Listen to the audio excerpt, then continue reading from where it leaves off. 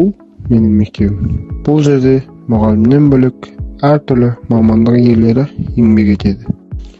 Әр мамандық бір әлем. Әрбір мамандықтың артында үлкен жауапкершілік пен шынайы еңбек жатыр. Қай салада болмасын, адал қызмет ету ең бастысы. Кітапханашы жарықтың нұрын шашушы. Кітапханашылар оқырман мен кітап арасындағы алтын көпір. Олар тек қана ақпаратты сақтаушылар ғана емес, сонымен бірге адамдармен бірге білім мен, тарих пен, әдебиет пен, ғылым мен жақындаштыратын рухани әлемнің есігін айқара ашатын тұлғалар. Ұстаз болашақтың бағдаршамы. Жақсы мұғалім әр баланың бойындағы талантты ашып, олардың армандарына жетуіне жол сілтейді.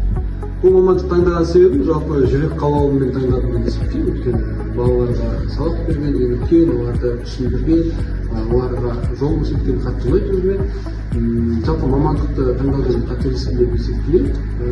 Бұл мамандық таңдаған 2018 жылы осы мамандық бастадым.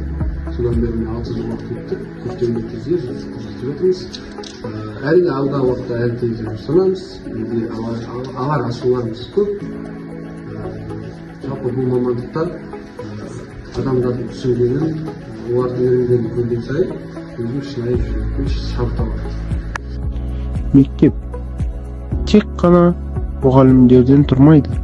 Онда көптеген мамандар еңбек етіп, оқушылардың жайлы әрі қауіпсіз білім алуына үлес қосады.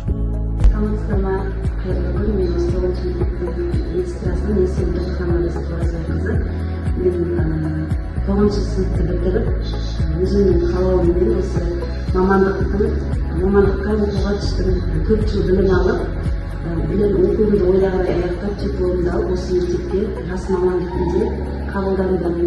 Қазіргі таңда жұмыс жасап жүргеніме 6 жыл болды. 3 диплом алдым, жетістіктерім. Қалалықтан, ауылдық әкімнен және де біздің жүріп іштің бастығы директорымыздан алдым. Өзім мамандығым өзіме ұнайды, балалармен жұмыс жасаған ұнайды. Күнделікті сол ауырып келген балаларға барынша одан кейін жалғаш көмек көрсетеміз. Мамандық бұл әр адамның өмірлік жолы.